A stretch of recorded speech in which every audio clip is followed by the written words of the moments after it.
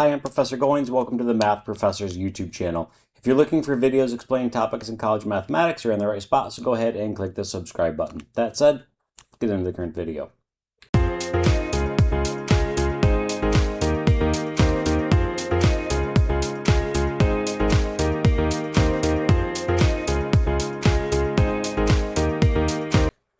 Okay, so I'm going to talk about a technique that you will learn in your differential equations course called variation of parameters. And the way this technique works is you have to start with two solutions. In other words, the two solutions to the corresponding homogeneous equation, which in this case, since I've got a linear constant coefficient equation, we can use the characteristic equation to find those, to find the eigenvalues, which would then correspond to two solutions, which would give me a fundamental set of solutions to the corresponding homogeneous equation. Then we're going to use those to develop the solution to the non-homogeneous solution to the equation. So let's go ahead and solve it. So solution.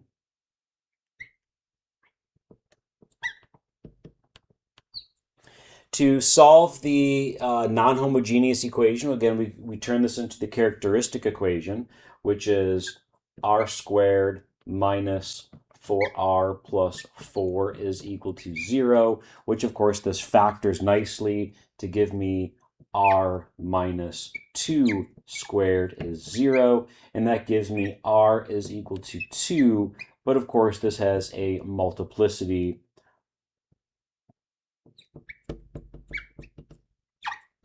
of 2. And so when you have an eigenvalue that is repeated, very simple adjustment to the solution. What I'm going to do is I'm going to say y1 is equal to e to the 2t. And then y2, well, generally speaking, the eigenvalue is the coefficient of t in the exponent of the exponential, but I can't have just e to the t, and e to the 2t, and e to the 2t because these would be linearly dependent. And so what I do is we multiply this solution by a factor of t. And you can see where this comes from when you look at the method of reduction of order, okay? But I'm not going to do that because it's going to make this video super long. So let's go ahead and we're going to use these two solutions, and we're going to find the solution now to the non-homogeneous portion. Well, the solution to the non-homogeneous portion, nice enough, we have a formula for that. And the formula for the particular solution, which means the solution that incorporates the non-homogeneous portion, is given by the following. Now, piece of notation, we define this non-homogeneous portion of this, which we refer to that as the forcing function, as g of t. Okay, so we use the notation g of t for that function. So you'll see me use that here in a moment. The particular solution is generally given by the following. It's negative y1 of t, and then it's the integral from t naught to t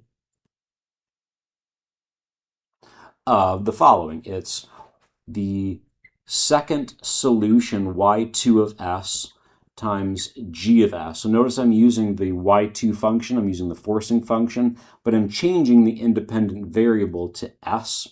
The denominator is the Wronskian of y1 and y2, and if that happens to be a function, I'm going to use the variable s.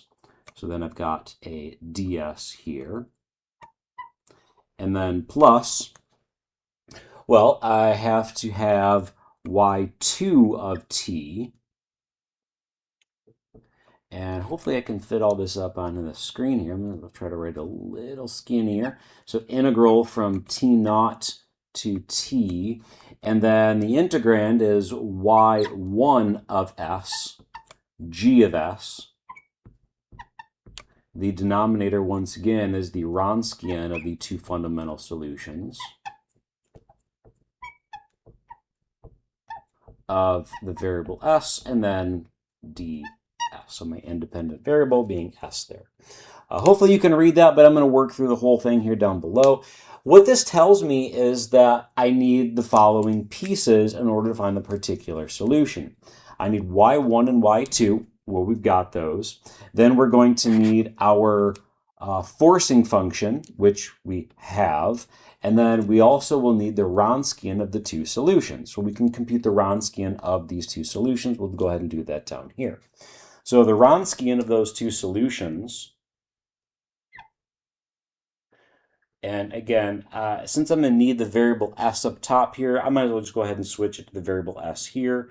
So the Wronskian of those two solutions evaluated at s is going to be given by the following. Remember that the first row of the Wronskian is the two functions. So e to the 2t, and then t e to the 2t.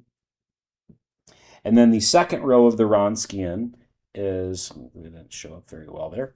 The second row of the Wronskian is the derivative. So this would be 2 e to the 2t, and then e to the 2t plus 2t e to the 2t. And then this is a determinant. So to evaluate that determinant, we multiply the main diagonal, and then we subtract the off diagonal. This gives me e to the 4t plus 2t e to the 4t minus 2t e to the 4t. And therefore the Wronskian of, I used the variable t. All right, fine. I'll go back and I'll change that to a t, rather than changing all these t's right here. So then if I simplify those two terms, this reduces to e to the 4t. So there's my Wronskian of the two solutions, and that would be the denominator of the integrand in both integrals for the formula up above. Okay, so now let's go ahead and let's run through this computation. And what I'm going to do is, let me see, I want to maximize my space here. So let me separate.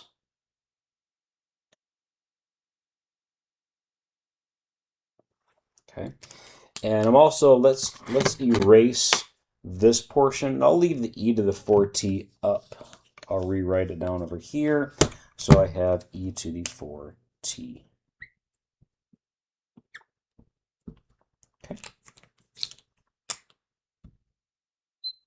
All right, so I'll go ahead and then run through how to compute the particular solution. Well, we have, let's see, what color did I use here? Blue. I'll switch to a different color just to kind of make it distinguishable here. So we've got equal to negative y1 of t. This would be negative e to the 2t, and then integral from t0 to t, y2 of s, so s e to the 2s. G of s is s plus 1 e to the s. So there's y2, and then I've got my, let's see. I'm going to change the original equation, just a slight adjustment. Let's change that to a 2t, just to make the integrals a little bit not as painful. So then this would be e to the 2s here. And then divide that by the Wronskian, which is e to the 4t, but I'm using it as independent variable s, right? I'm changing the dummy variable of the integral. So this would be e to the 4s, and then ds. And then plus y2 of t, so that is t e to the 2t, integral from t0 to t, and y1 of s would be e to the 2s. G of s would be, let me squeeze this in a little bit better there. E to the y1, so it's e to the 2s. And then it's s plus 1 e to the 2s, and then that's all over e to the 4s ds. There we go, squeezed it all in there. Okay, well, if I look at these integrals, notice that what I can do is I can cancel the exponentials. And that's why I went back to the original equation. We could have worked through it as is, but I just wanted to be able to try to get the whole equation done in the space that I have here. So notice I've got e to the 2s, e to the 2s on top. That's over e to the 4s. Those all cancel. So I get integral from t naught to t.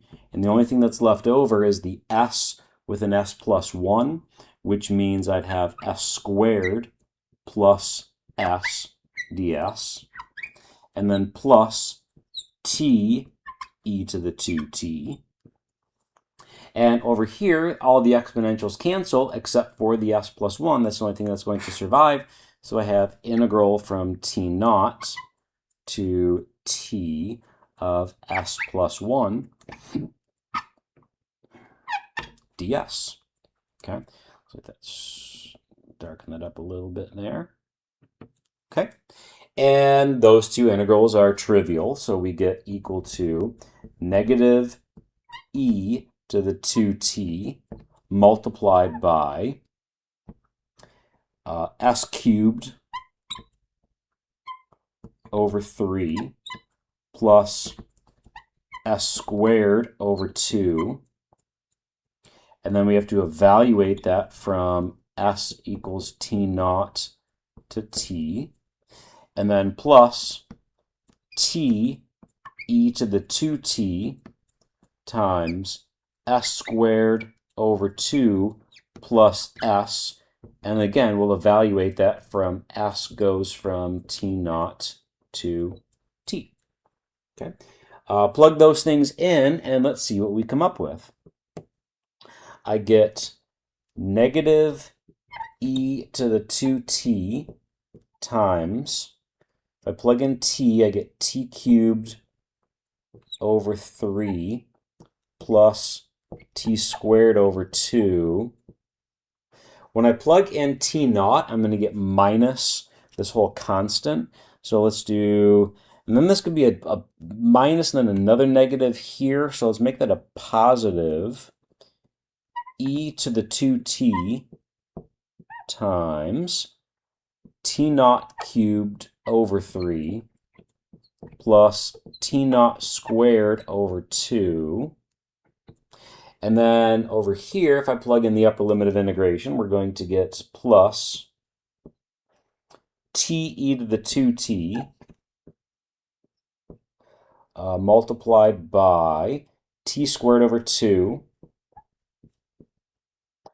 plus t, and then I plug in t naught, so I subtract t e to the 2t times t naught squared over 2, and then plus t naught. Okay. Now, if you look at those solutions there, notice two parts of this. E to the 2t times a constant, well, that's y1 times a constant.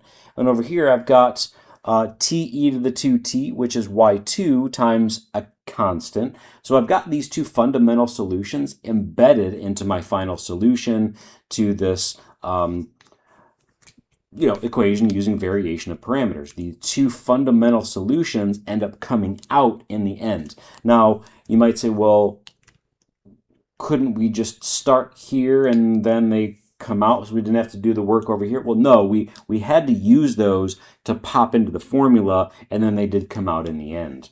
So if you want to look and see what are the terms that come from the non-homogeneous part, in other words, what part of this comes from the forcing function, well, that would be the exponential times this cubic, and then the exponential times this quadratic. Okay. Thank you for watching, and please consider subscribing.